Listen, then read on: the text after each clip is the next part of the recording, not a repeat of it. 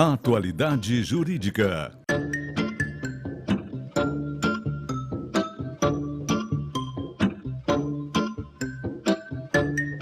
Com Odilon Garcia Júnior e Ivone Garcia. Estamos chegando com mais uma Atualidade Jurídica em parceria com o Garcia e Garcia Advogados Associados. Estão conosco aqui a doutora Jane Silva e o doutor Odilon Garcia Júnior.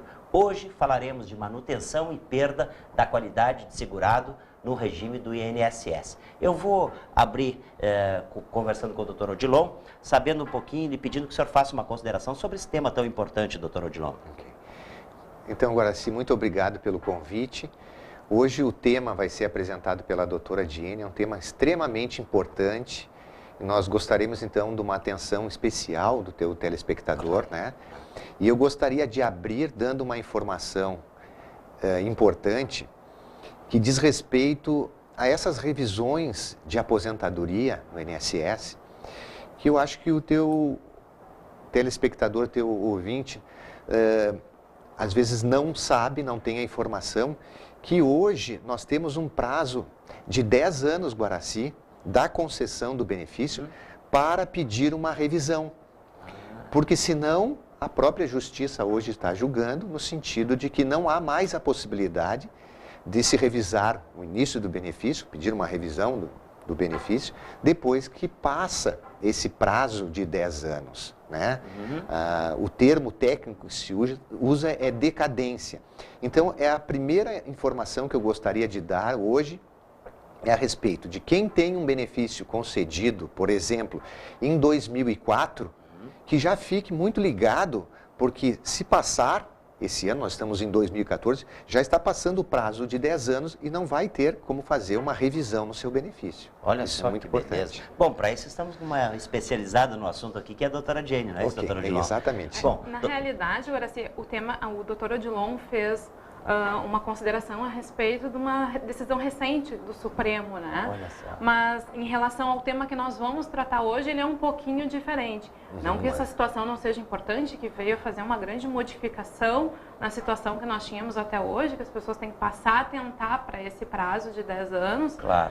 Mas em relação a esse tema que nós vamos tratar hoje, a importância dele é que muitas vezes as pessoas que não estão contribuindo há algum tempo, ou às vezes até há muito tempo, acham que não pode pedir um benefício previdenciário porque já não contribui mais. E essa situação, às vezes, pode ser avaliada conforme o caso. Não, e doutor Odilon, tal é a importância desse tema que nós teremos o próximo programa, nós falaremos também do mesmo tema, não é isso? Sim, eu acho que é extremamente importante. Para abordar mais assuntos, não é isso? Exatamente. Bom, doutora Jane, sendo assim, então, vamos começar, né? Vamos tirar algumas dúvidas do nosso telespectador. O que é qualidade de segurado, doutora? Bom, nós dizemos que uma pessoa, ela adquire a qualidade de segurado quando ela começa a verter contribuições para o INSS. Essas contribuições tanto pode ser quando a pessoa assina uma carteira de trabalho como empregado, como pode ser uma contribuição como contribuinte individual, que nós temos o autônomo, o facultativo, uma série de contribuintes que são elencados nessa categoria.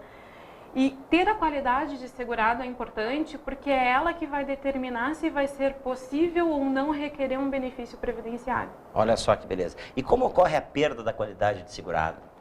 Bom, no momento em que o segurado deixa de verter essas contribuições por um prazo maior do que estabelecido na lei, ele deixa de ter a qualidade de segurado e deixa de ter a possibilidade de usufruir de benefícios junto ao INSS. Olha só. Doutora, e se o segurado deixar de contribuir, não tem mais qualidade de segurado? Essas pessoas que deixam de contribuir, existe o chamado período de graça. O período de graça é um período em que a pessoa não está mais contribuindo, mas que ela permanece com a qualidade de segurado porque a lei assim determina. Certo. Doutor Odilon, por isso a gente sempre tem falado, né, que vocês, os profissionais do Garcia e Garcia, estão sempre atualizados e também especializados nos temas. E a doutora Jane, na verdade, como a gente abriu o nosso bate-papo, ela é especializada nesse tema, não é isso? Sim, Guaraci, eu acho que esses temas, né, muitas vezes eles chegam no escritório com uma informação do cliente, olha, não tenho mais direito, eu queria avaliar a situação. Né? Simplesmente nesse sentido. E a gente tem encontrado, por isso que a gente está trazendo esse tema, vamos dizer assim, direitos, né, Claro. dessas pessoas que não são exercidos por essa falta de informação que nós estamos dando hoje no teu programa. Que beleza, né, doutor? Por isso a gente sempre insiste, eu principalmente insisto muito para você que está nos assistindo aí, que qualquer dúvida entre em contato com Garcia Advogados Associados, pelo telefone 21 01 5151. Doutora Jenny, vamos continuar, vamos para o último questionamento desse nosso bate-papo, porque no próximo programa nós voltaremos a falar nesse assunto, né? Como é que se sabe qual é o período de graça que a pessoa possui? Bom, o período de graça ele é avaliado caso a caso, de acordo com as contribuições que a pessoa fez. Por exemplo, a lei ela diz que uma pessoa ela mantém a qualidade de segurado por 12 meses quando ela está contribuindo regularmente. Mas essa lei, em outro dispositivo, ela também nos diz que se essa pessoa contribuiu por mais de 10 anos, ela vai manter a qualidade segurada por mais 24 meses. Então, essa pessoa vai ter um período de graça de 3 anos. Olha que beleza. Bom, lembrando você, telespectador que está nos assistindo, que nós voltaremos com esse tema, como eu disse para o Dr. Odilon agora há pouco, nós voltaremos no próximo programa, na próxima segunda-feira, nós estaremos falando da tal importância desse tema, que é a manutenção e perda de qualidade do segurado no regime do INSS. Ok, doutora, é isso? Ok, é isso. Voltaremos a falar então, doutora. Obrigado. Tá bem? Muito obrigado pela presença de vocês aqui. Esse foi o nosso Atualidade Jurídica de hoje, com a doutora Jenny Silva e o doutor Odilon Garcia Júnior, falando então sobre esse tema tão importante que é a manutenção e perda da qualidade do segurado no regime do INSS. Vamos ao intervalo comercial, em seguida a gente volta. Até já. Oferecimento Garcia e Garcia Advogados Associados. Atualidade Jurídica.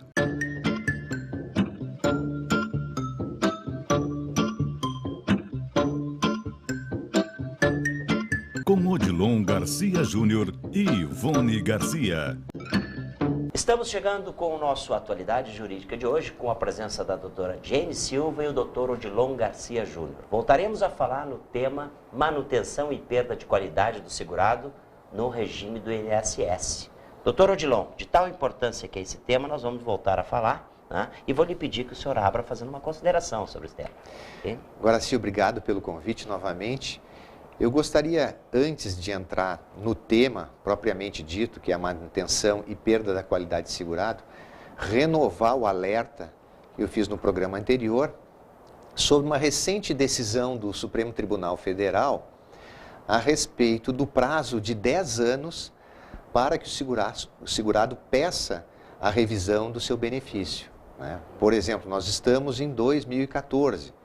Um segurado que foi concedida, por exemplo, a aposentadoria dele em 2003, né, revisão desse benefício ou do cálculo original dele, já estaria transcorrido o prazo de 10 anos. Então, é um alerta muito importante, essa decisão é recente. Quanto ao tema, propriamente, a manutenção e a perda de qualidade de segurado, a doutora Jenny vai nos colocar aqui, complementando o programa anterior a respeito desse assunto. Que beleza. Doutora Jenny, vamos lá então.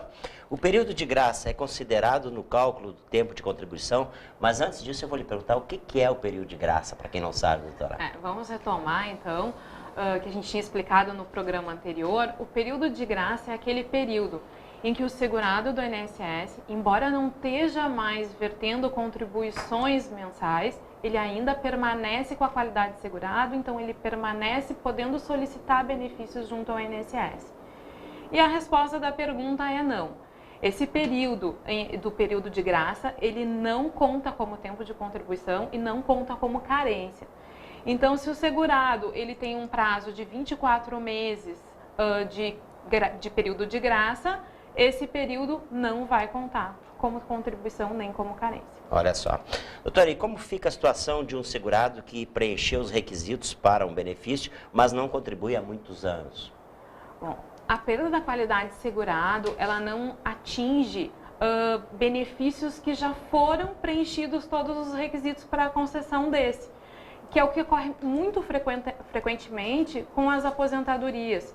Um exemplo clássico é referente às aposentadorias por idade. O requisito para uma aposentadoria por idade são 180 contribuições, que são 15 anos de contribuição, 60 anos de idade se mulher, 65 se homem. Se uma mulher, hoje, com 60 anos, contribuiu lá na década de 70, 80, 15 contribuições, mesmo que ela não esteja contribuindo aí há mais de 20 anos, ela vai ter o direito adquirido a pedir aposentadoria por idade. Só renovando assim, 15 anos, né, de contribuição, ou 180 contribuições, né? Tá. Pode ser no período de um tempo fixo, né, ou pelo número de contribuição. Exato. E mais uma observação que não se confunde com essa colocação, não é só apenas deixar de contribuir, né, Guaraci? Por exemplo, as pessoas não podem confundir, por exemplo, estou recebendo um auxílio-doença, estou deixando de contribuir, essa questão do recebimento de auxílio-doença, sim, nessa hipótese, esse tempo conta como contribuição. Agora, nós damos um exemplo de um autônomo, né? Por exemplo, nós advogados, se nós deixarmos de contribuir, né, nesse período, sim, aí nós vamos estar perdendo, além da qualidade de segurado, e não está contando, nesses 2 anos, por exemplo, nenhuma contribuição para a formação do meu tempo para aposentadoria. Entendi. Tá bom. Doutora, e nesses casos a qualidade de segurado pode ser recuperada? A qualidade de segurado ela pode ser recuperada sim.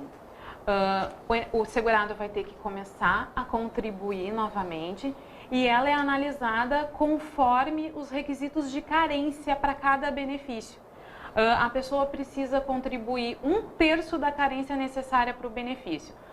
Vamos pegar o exemplo de novo de uma aposentadoria. A carência para se poder pedir uma aposentadoria, seja ela por tempo de contribuição, por idade ou especial, também são 180 contribuições. Então, a pessoa vai ter que contribuir 1/3 dessas 180 contribuições para readquirir a qualidade de segurado para poder pedir um benefício de aposentadoria. E no caso da pessoa contribuir para recuperar a qualidade de segurado, como ficam as contribuições feitas anteriormente? As contribuições feitas anteriormente, elas não se perdem, mas o segurado só vai poder usufruir delas depois que ele tiver vertido todas as contribuições para readquirir a qualidade de segurado. Então, às vezes, ele acaba contribuindo mais tempo do que necessário como requisito para aquele benefício, mas ele precisa primeiro readquirir a qualidade de segurado. Lembrando aí, a gente sempre lembra que o telefone está no rodapé do vídeo, 2101-5151. Você pode fazer contatos com os profissionais do Garcia e Garcia Advogados Associados, que são especializados também neste assunto, que é a manutenção e perda da qualidade de segurado do regime do INSS. Doutor Odilon, por isso a gente estamos debatendo esse assunto para que as pessoas possam entrar em contato e tirar suas dúvidas, não é isso? Isso, Guaraci. Gostaríamos de agradecer o teu convite e a oportunidade de informar o teu público. Que beleza. Sempre a gente estará informando aí, com certeza, com muita qualidade, né? Doutora, Obrigado. Mais uma perguntinha antes de nós encerrarmos. Qual é o termo inicial da perda de qualidade do segurado? Bom, o segurado ele vai perder a qualidade de segurado no primeiro dia útil após que ele teria que verter aquela contribuição conforme determina o plano de custeio. Então, é interessante que aquelas pessoas que estejam próximo de findar o prazo do período de graça, que mesmo que elas não estejam empregadas, que elas contribuam como facultativo para não perder a qualidade de segurado. Que beleza. Esse, então, era o nosso bate-papo sobre esse tema tão importante, né? Que a gente voltou a repetir, né, doutor? Pela importância do tema. Né? É verdade. Muito importante, Guaraci. Esse foi o nosso Atualidade Jurídica de hoje, com a presença aí da doutora Jane Silva, que é especializada nesse assunto, e o doutor Odilon também. Doutor Odilon Garcia Júnior sempre nos esclarece todos esses pontos aí que a gente precisa levar até você. Esse foi, então, a Atualidade Jurídica de hoje. Agradecemos a sua preferência pela nossa audiência. Vamos ao intervalo comercial. Em seguida, a gente volta. Até já. Oferecimento Garcia e Garcia Advogados Associados.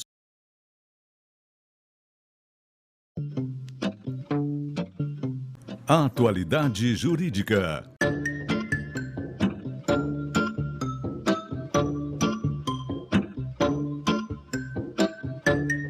Com Odilon Garcia Júnior e Ivone Garcia.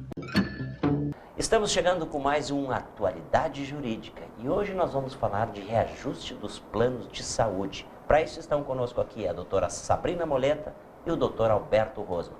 Doutor Alberto, vou lhe pedir que, para nós começarmos o nosso bate-papo, eu queria que o senhor fizesse uma consideração sobre o tema reajuste dos planos de saúde. Sem dúvida, Guaraci. Nós já tratamos em outros 2 programas a respeito dos planos de saúde, vez que esse é um contrato que atinge um número considerável de pessoas. É um contrato vinculado à saúde, é um contrato preventivo para que as pessoas não venham a ter um gasto excessivo em um infortúnio e um contrato de natureza onerosa, envolvendo as 2 partes. Evidentemente, há uma necessidade de um cuidado, de um controle, especialmente com relação a esses reajustes. Porque num dado momento, é natural que a pessoa contrate um plano de saúde, use muito pouco, especialmente naquela faixa 0 a 18 anos, pague um valor razoável e assim vá até que chega uma idade que esse plano se torna muitas vezes insustentável. Então nós temos que analisar se esses valores corrigidos estão adequados à legislação ou não, e é esse o objeto do nosso programa de hoje. Bom, para isso está conosco aqui uma especializada nossa, que é a Claro. doutora Sabrina, não é isso? Doutora Sabrina, temos perguntas de alguns telespectadores ou associados que gostariam de saber se o aumento de preço de mensalidades de plano de saúde está correto. Os planos de saúde, eles são contratados entre o participante principal e a empresa que comercializa esse plano. É importante frisar que os contratos que forem firmados após o advento da Lei 9656 de 98, eles já encontram a previsão de que os reajustes eles têm que seguir as normas da ANS. Portanto, a partir de 1º de janeiro de 1999, os reajustes dos planos de saúde eles devem obedecer uma tabela que é fixada pela ANS, está disponível no site dela, que é o www.ans.com.br e é de livre acesso ao consumidor. É importante frisar que para o plano de saúde suplementar existem basicamente 3 categorias de planos. Os planos individuais antigos, que são os contratados anteriormente à vigência da lei, ou seja, até dezembro de 98. Esses planos, eles têm o regramento basicamente no pacto firmado. Todavia, se essas cláusulas não são claras e deixam o consumidor em segurança, eles podem ser enquadrados pela tabela fornecida pela ANS. Existem também os planos individuais novos, que são os contratados posteriormente à vigência da lei, ou seja, a partir de 1º de janeiro de 99.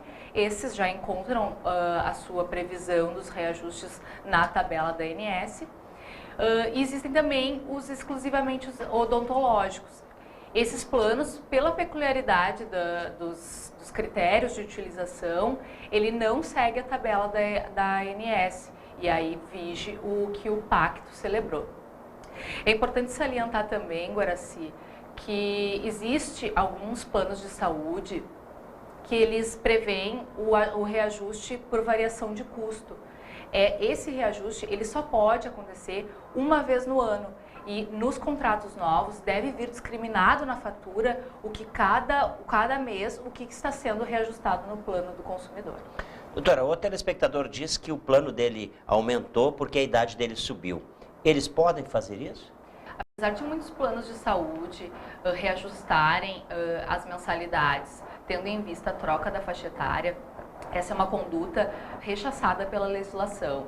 Não pode haver o reajuste por mudança de faixa etária, porque o Estatuto do Idoso determina que essa é uma atitude discriminatória. Ou seja, havendo esse reajuste, o consumidor tem o direito de reaver esses valores judicialmente. Nesse caso, o que o consumidor deve estar atento, doutora? Guaraci, o cuidado especial tem que ser nas mensalidades que são enviadas mensalmente ao consumidor. Elas devem ter a informação clara e eficaz de todos os reajustes que forem sofridos naquele mês, para que o consumidor consiga visualizar o efeito financeiro que vai poder arcar ou não. Que beleza. Doutor Alberto, eu sempre tenho deixado o telefone do Garcia Advogados Associados no rodapé do nosso vídeo, porque certamente vão haver algumas dúvidas, né? E o telespectador está aí para interagir com vocês, não é Claro, isso? com certeza. E a gente não pode esquecer que se trata, como dito no início, de uma relação contratual. As pessoas elas não podem ter um constrangimento de buscar o esclarecimento, seja com a sua operadora, com os canais que a própria ANS, que a Agência Nacional de Saúde, disponibiliza para isso, com o seu advogado, elas podem analisar o que está acontecendo, a forma que está sendo corrigida e se essa regra está sendo cumprida dentro do que a legislação permite. Claro. É isso aí, né? É isso aí. Bom, esse foi então o nosso Atualidade Jurídica de hoje, quando a gente falou sobre reajuste dos planos de saúde, com a doutora Sabrina Moleta e o doutor Alberto Rosman. Era isso por hoje, Era doutora? isso aí. É isso, doutora? É isso. Ok. Esse foi então o nosso quadro falando sobre esse tema tão importante. Nós vamos ao intervalo comercial e voltamos em seguida. Já? Oferecimento Garcia e Garcia Advogados Associados. Atualidade Jurídica.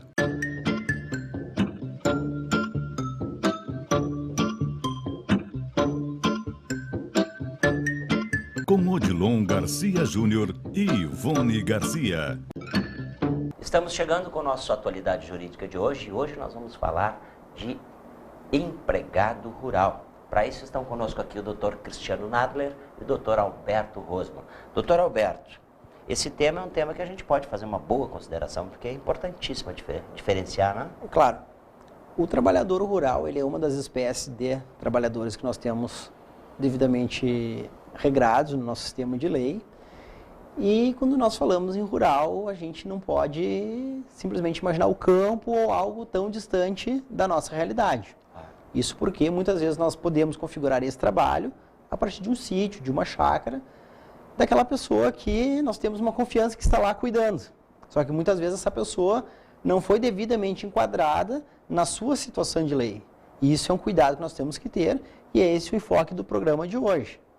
Dr. Cristiano Nadler, a gente pode dizer ou lhe perguntar quem pode ser considerado empregado rural?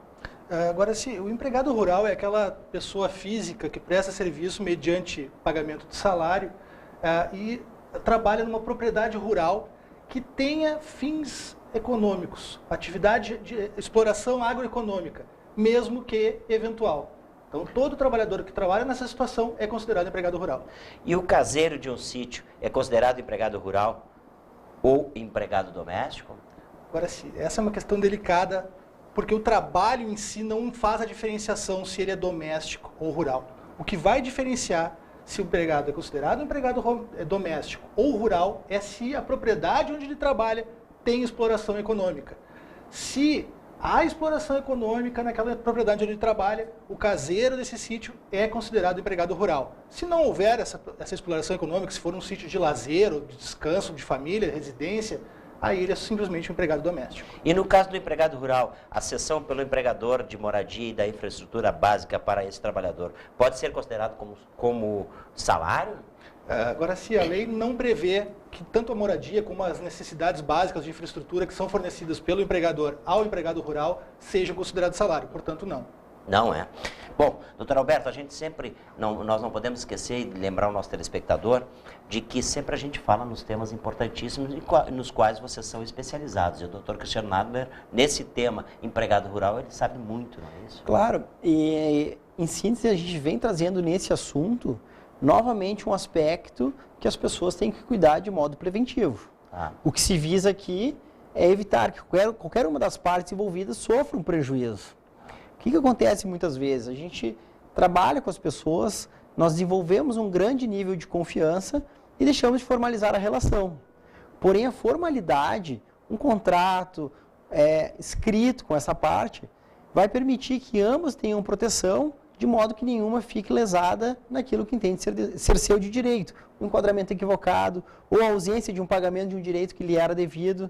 Então, tudo isso faz parte de um modo preventivo de se evitar um litígio posterior numa justiça do trabalho. Por isso nós ficamos lembrando você que nosso telefone, aliás, o telefone do Garcia Advogados Associados está no nosso rodapé do vídeo aí, que é o 21015151. Doutor Cristiano, e o empregador rural pode descontar do salário do empregado a moradia e alimentação que ele forneça a este trabalhador? Agora, sim, isso é muito importante porque, assim, como o doutor Alberto mencionou, esse contrato entre o empregador rural e o empregado rural ele deve ser por escrito. Nesse contrato, ele vai estabelecer cláusulas e condições de pagamento e de fornecimento de moradia e de alimentação. Então, se constar desse contrato que o empregador rural está fornecendo moradia e alimentação, e houver a anuência do empregado rural, ou seja, ele tem que concordar, o desconto pode ser feito. Tá? Como esse desconto é feito? Esse desconto é feito em percentual sobre o salário mínimo. Se o empregado rural recebe a moradia, ele pode ter descontado até 20% do salário mínimo. Se ele recebe alimentação, até 25% do salário mínimo. Essas são as condições que a lei prevê. E quais são os direitos do empregado rural? São os mesmos dos empregados urbanos? Agora, se os empregados rurais e urbanos, eles têm, em síntese, os mesmos direitos. O que varia é a forma com que esse direito vai ser concedido. Tá? Por exemplo, para diferenciar, o aviso prévio do empregado rural é um pouco diferente, ele não tem a opção de sair mais cedo do trabalho, como tem o empregado rural, a única opção dele é ter um dia de folga por semana. O adicional noturno também do empregado rural, ele tem uma variação de horário diferente e a remuneração é de 25%, ao contrário do empregado urbano, que recebe 20%. Mas os direitos, em síntese, são os mesmos. Olha só, por isso a gente está lembrando você que pode ficar com o nosso telefone no rodapé do vídeo aí, é 21015151, pode ter contato com todos os profissionais do Garcia Advogados Associados. Nesse caso, o empregado rural é uma especialidade aí do Dr. Cristiano e do Dr. Alberto Rosman, que poderão esclarecer qualquer dúvida, né, doutor? Com certeza, ficamos à disposição. Era o que a gente tinha para falar? Exatamente. Informar para o nosso Era telespectador, é isso? Obrigado, doutor Cristiano. Valeu. Obrigado. Esse foi o nosso Atualidade Jurídica. Lembrando que você pode aí interagir com os profissionais do Garcia. Nós vamos ao intervalo comercial e voltamos em seguida. Até já. Oferecimento Garcia Advogados Associados.